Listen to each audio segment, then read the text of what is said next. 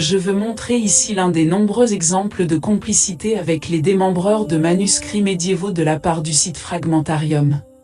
Un exemple flagrant est celui d'un folio d'un livre d'heures que j'ai personnellement pu reconstituer et identifier comme faisant partie de la collection des seigneurs de Ponthieu.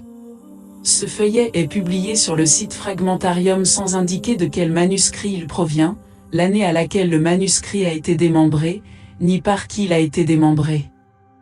Il est présenté comme s'il s'agissait d'un fragment d'un manuscrit inconnu. Mais il ne s'agit évidemment pas d'un fragment, mais d'une feuille extraite d'un manuscrit que j'ai reconstitué numériquement, en récupérant des informations sur l'année de production, l'atelier de production, les enlumineurs, les propriétaires, l'histoire du manuscrit, les ventes du manuscrit lorsqu'il était encore intact, le nom des démembreurs, l'année du démembrement et les ventes ultérieures des feuilles. Le livre d'heures de Ponthieu, en latin, de format 160 par 102 mm, à l'usage de Paris, à l'origine se composait de plus de 200 feuillets, il en restait 178 lors de la vente aux enchères chez Sotheby's en 2013.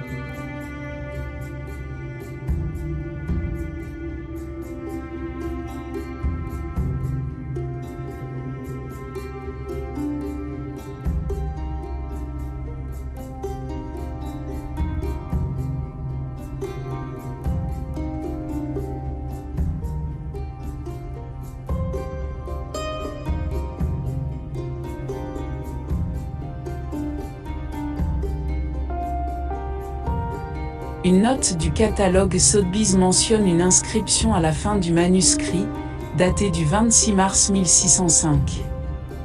Ayant eu connaissance de cette information, il n'a pas été difficile d'identifier, chez un marchand américain, le feuillet avec cette note.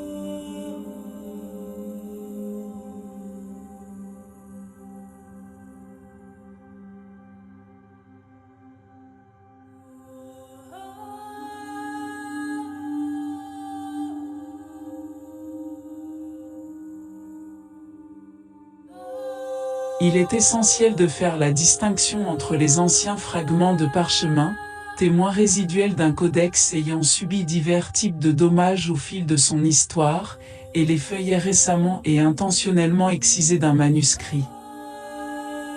Aujourd'hui encore, certains universitaires américains, en particulier Lisa Davis, chargée de cours à l'université Simmons, ont fait du fétichisme des feuillets excisés un culte lucratif.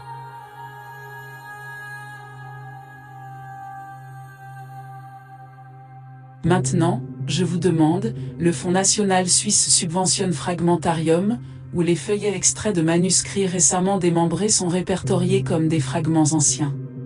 Qui a une mauvaise pratique scientifique? Moi, ou les collaborateurs de Fragmentarium? Pourtant, cela fait 10 mois que je suis victime de toutes sortes de persécutions. Et une enquête pour mauvaise pratique scientifique a été ouverte contre moi par le Fonds national.